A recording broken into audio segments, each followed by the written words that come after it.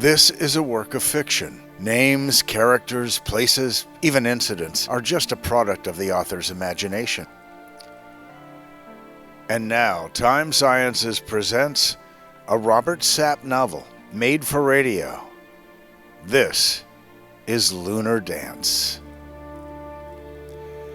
Some scientists believe that we live in a multiverse composed of an infinite number of universes. In it, every possible reality has its own existence. The following events unfold in one such reality. July 1969. The screen door's hinges creaked loudly as Marta pushed it open, calling out, "Boys, it's happening!" into the still and steamy darkness. In from the warm Alabama night bounded her sons, Alan and John, abandoning their pursuit of lightning bugs to observe the historic moment about to occur. "Quietly now, don't disturb the grown-ups," she cautioned, as they pushed past her to rush to the living room and collapse in a sweaty heap right in front of the TV. Displayed on the screen, a ghostly, softly flickering black and gray and white image, and it showed the barely discernible image of a person moving slowly backwards down a ladder.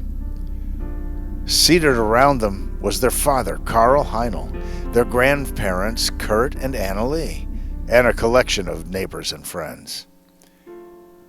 "I almost can't believe this is happening," said Carl. "My God, if you had any idea how things had to work exactly right." "Hell, son, most of my life we're told it is impossible.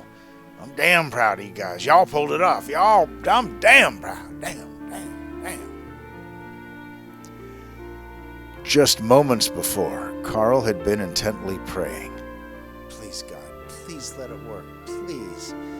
As Neil Armstrong had climbed out of the lunar module and pulled a handle to release the stowage assembly Carl had designed, swinging a video camera into position.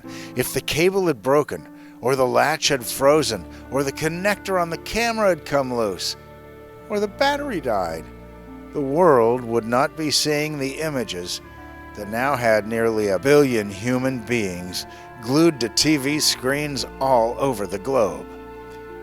From the TV, a voice said, "You had a good picture, huh?" There's a great deal of contrast in it, and currently it's upside down on our monitor, but we can make out a fair amount of detail. And for the first time that night, Carl was able to relax, the burning pit in his stomach turning to butterflies instead. "Thank you, God. Thank you. Thank you, God. Thank you. Thank you," he said quietly, as his wife Marta slipped into the seat next to him and reached out to hold his hand. As the apparition on the screen moved further down the ladder, everyone in the room unconsciously slipped forward to the edges of their seats, anxious to witness the moment that the men in the room, the NASA employees, and all those support contractors had worked all day and night for years to achieve. "It's one small step for man, Came the voice from the moon. one giant leap for mankind."